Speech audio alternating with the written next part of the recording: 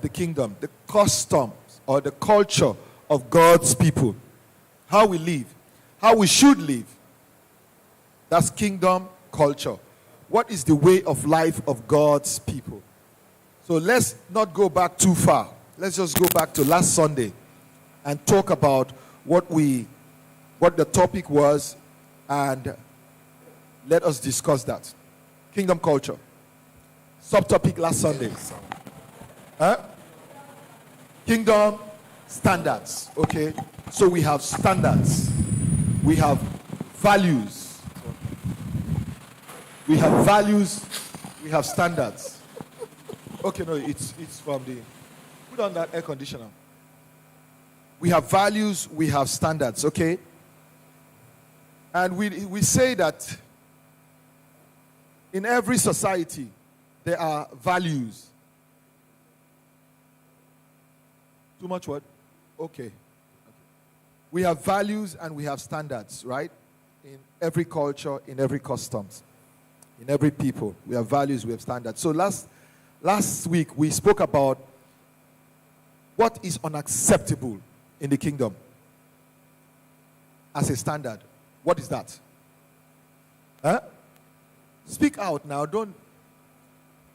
Making excuses is what? Unacceptable. It's unacceptable. Making excuses.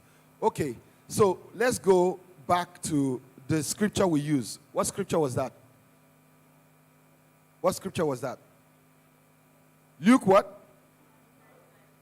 Luke 9:57. What is in Luke 9:57? There were three scenarios, right? One. So yeah, you are warming up. Wake up. One is what? One said to Jesus, Lord, I want to follow you. So what happened next? You have to know the Bible. Okay, who wants to talk? Put your hand up. Please teach us. Teach them. Jesus now answered and said, Foxes have holes, birds of the air have nests, but the Son of Man does not have where to lay his head. A round of applause. And that was the end of that guy. He never followed Jesus. Why? Because if I want to follow you, I need a place to stay. So Jesus said, foxes have holes, birds have nests, but the Son of Man has nowhere to lay his head, because Jesus has seen his heart. There are people who are following Jesus because of what they can get from Jesus. The moment they know they can't get that thing, that's the end of the project. You're on. Do you know that that's why many people are not committed in church?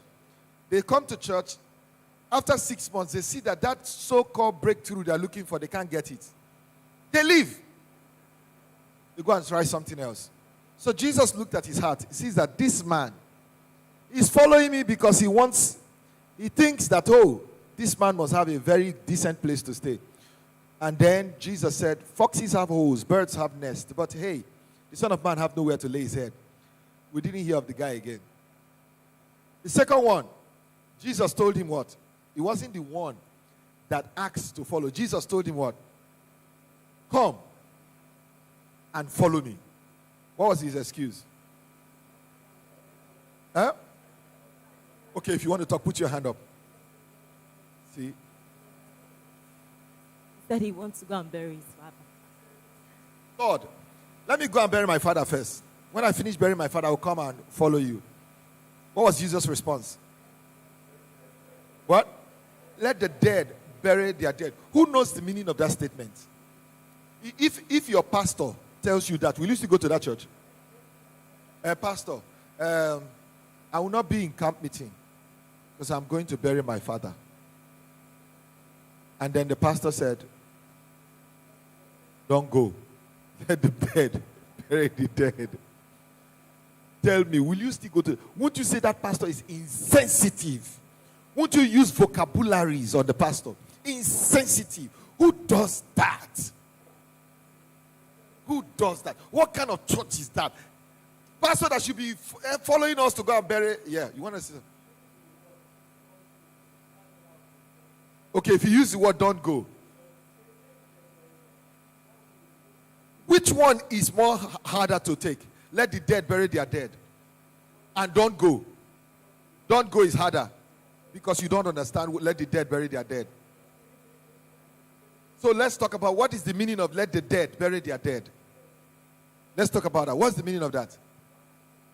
Let the dead bury their dead. What does that mean? You said something.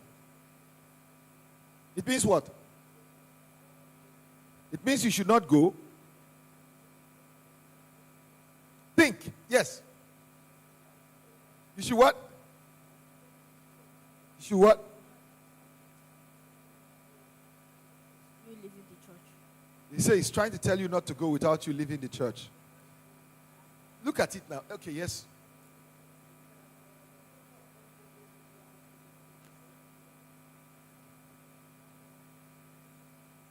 Let the spiritual dead go and bury the physical dead. Let the dead bury the dead. Let people who have died. Can a dead man bury a dead man? So why is he saying, let the dead bury the dead? Let the spiritually dead people go bury the physically dead people. So if you consider yourself as spiritually dead, then go and bury your father.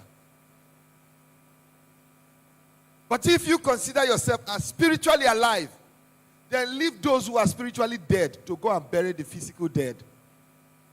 Harder than don't go. Let me tell you this. The kind of Christianity we practice today, right, is very low quality. Very, very low compared to what was practiced in the Bible. I'm telling you the truth. If Jesus is to be with us today, he will be shocked